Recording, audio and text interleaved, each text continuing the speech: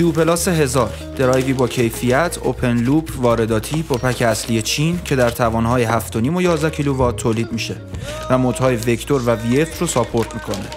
من زعیم هستم و اینجا دلتاست.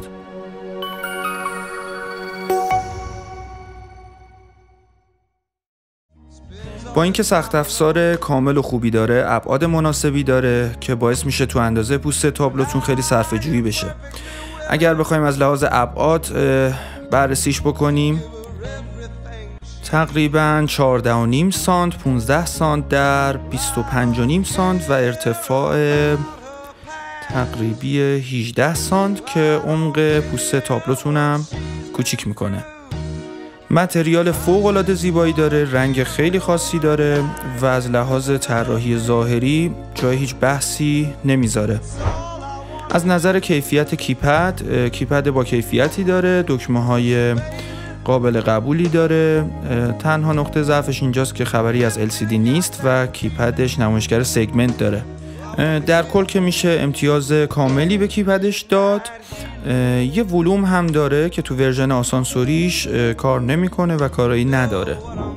از لحاظ نرم افزار مونارک MDC 180L که دقیقاً شبیه کیومای سری 1000 و رسپکت هستش. میتونید با همون دفترچه راه اندازیش کنید. برای مود UPS هم پارامترایی داره که دسترسی‌های قابل قبولی بهمون میده. البته توی ورژن‌های آتی یه سری تغییرات تو مود نجات داره از لحاظ نرم افزاری که احتمالاً تو آینده نزدیک اونم روی این درایو ببینیم. از نظر سخت افزاری تقریبا 90% شبیه کیومای کیو 1000 هستش. 2 عدد رله 2 کنتاکت داره و 2 عدد رله تک کنتاکت.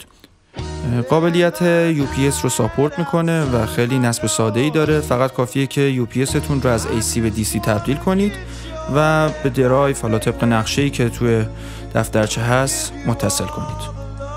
وقتی که خود در درایو رو باز میکنیم، اینجا خب یه مشکلی که وجود داره اینه که خود کیپد با در درایو جدا میشه و عملا وقتی بخوایم بعد از سیم کشی درایو رو راه اندازی بکنیم، مجبوریم که کیپد رو باز بکنیم، روی درایو ببندیم که خب اصلا محکم نیست. یه قابلیت جذابی که این درایو داره اینه که میتونیم ما کیپد رو از درایو جدا بکنیم، با یه کابل شبکه ساده به درایو متصل بکنیم و به صورت پورتابل ازش استفاده بکنیم که از نظر من این قابلیت جذابی برای این درایو میتونه باشه.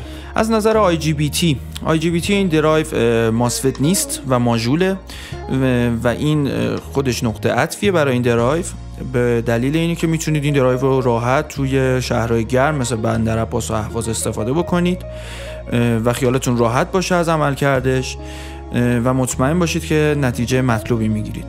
توی توان 7.5 کیلووات IGBT 40 آمپر و توی توان 11 کیلووات IGBT 5 آمپری توی این درایو استفاده شده که عملاً کافی هستش. یه نقطه قوتی که این درایو داره اینه که درگاه سریال شما دارین و میتونید با برد کنترل تابلوتون ارتباط بگیرین و بتونید خیلی پارامترها رو دسترسی داشته باشید از روی برد کنترلتون و به یه نوعی اینتگریتد نصف نیمه‌ای بتونید با برد کنترلتون بسازید.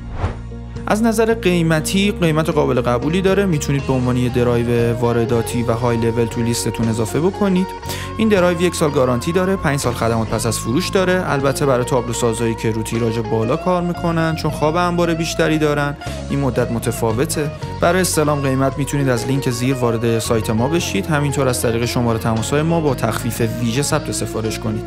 خوشحال میشیم نظراتتون رو بشنویم، سوالاتتون رو جواب بدیم و اگر این ویدیو به کارتون اومد برای همکاراتون بفرستید. ارادت، روز خوش.